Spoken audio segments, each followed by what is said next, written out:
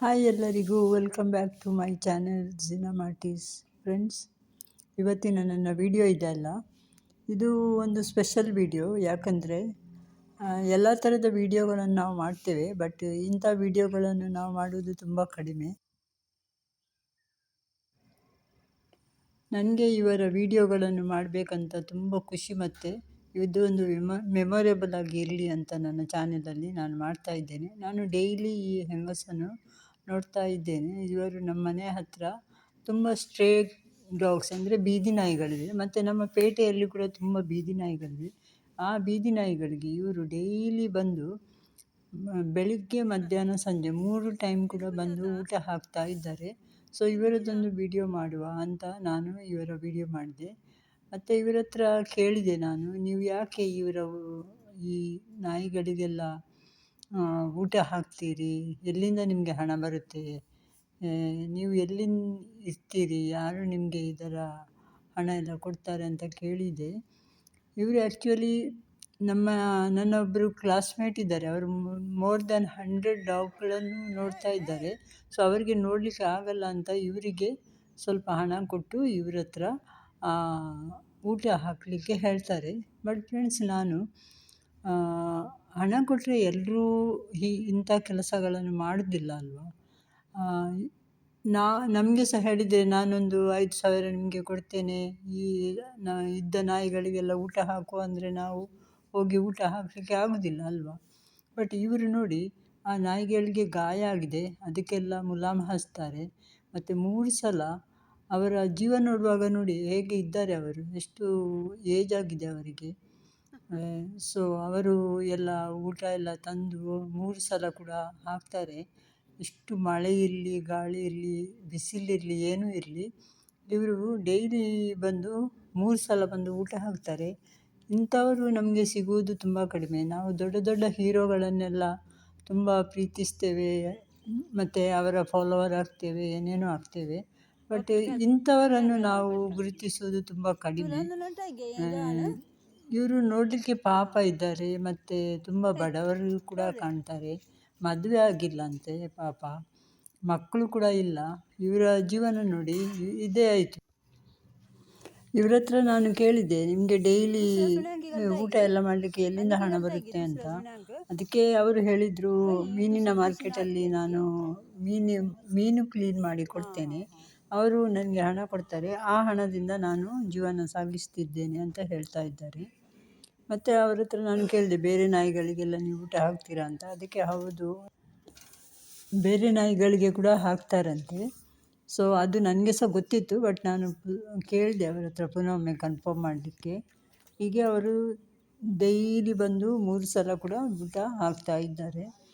ನನಗೆ ಒಂದು ಸಲ ಪಾಪ ಕಾಣ್ತದೆ, ಇಂಥವರು ಕೂಡ ಇದ್ದಾರಲ್ಲ ನಮ್ಮೊಟ್ಟಿಗೆ ಅಂತ. ಯಾಕಂದರೆ ಅವರಿಗೆ ಬದುಕುವುದು ಕಷ್ಟ ಆಗಿದೆ, ಅದರ ಒಟ್ಟಿಗೆ ಅವರು ಈ ಮಳೆಗಾಲ, ಬಿಸಿಗಾಲ, ಬೇಸಿಗೆಗಾಲ ಎಲ್ಲ ನೋಡದೆ ಹೀಗೆಲ್ಲ ನಾಯಿಗಳಿಗೆ, ಅದು ಕೂಡ ನಡೆದುಕೊಂಡು ಬರ್ತಾರೆ ಫ್ರೆಂಡ್ಸ್. ಅವರ ಮನೆ ಹತ್ತಿರ ಇಲ್ಲ, ಸ್ವಲ್ಪ ದೂರ ಇದೆ, 1 ಕಿಲೋಮೀಟರ್ 2 ಕಿಲೋಮೀಟರ್ ಇರ್ಬೋದು ಏನೋ, ನನಗೆ ಗೊತ್ತಿಲ್ಲ ಅವರ ಮನೆ ಎಲ್ಲಿದೆ ಅಂತ. ನಾನು ಕೇಳಿದೆ ಅವರ ಹತ್ರ, ನಿಮಗೆ ಮನೆ ಇದೆಯಾ ಅಂತ. ಇಲ್ಲ, ನಾನು ಬಾಡಿಗೆಗೆ ಇರುವುದು, ನನ್ನ ತಮ್ಮನೊಟ್ಟಿಗೆ ಇದ್ದೆ, ಅವರು ತೀರಿ ಹೋಗಿದ್ದಾರೆ, ಈಗ ನಾನು ಒಬ್ಬಳೇ ಇದ್ದೇನೆ ಅಂತ ಹೇಳ್ತಾ ಇದ್ದಾರೆ.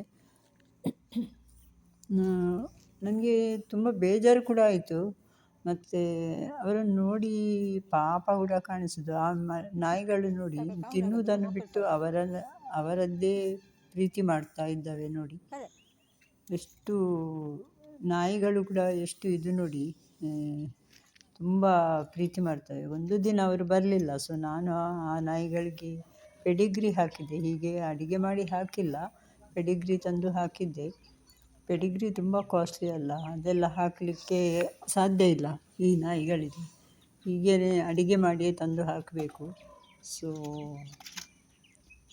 ಅವರ ಕೆಲಸ ನೋಡಿ ನನಗೆ ಒಂಥರ ಬೇಜಾರು ಕೂಡ ಆಯಿತು, ಒಂಥರ ಅವರ ಮೇಲೆ ಗೌರವ ಕೂಡ ಬಂತು.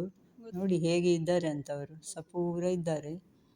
ನನ್ನ ಹತ್ರ ನಾನು ಸ್ವಲ್ಪ ಹಣದ ಸಹಾಯ ಕೂಡ ಮಾಡಿದೆ ಅವರಿಗೆ, ತಗೊಂಡ್ರು. ನೋಡಿ ಹೇಗಿದ್ದಾರೆ ಅಂತ ಪಾಪ. ನೋಡುವಾಗನೇ ಒಂಥರ ಆಗ್ತದೆ ನನಗೆ, ಪಾಪ ಕಾಣಿಸ್ತದೆ. ಸೊ ಇಂಥವರ ವಿಡಿಯೋ ಮಾಡಿದರೆ ಒಳ್ಳೆಯದಲ್ಲ.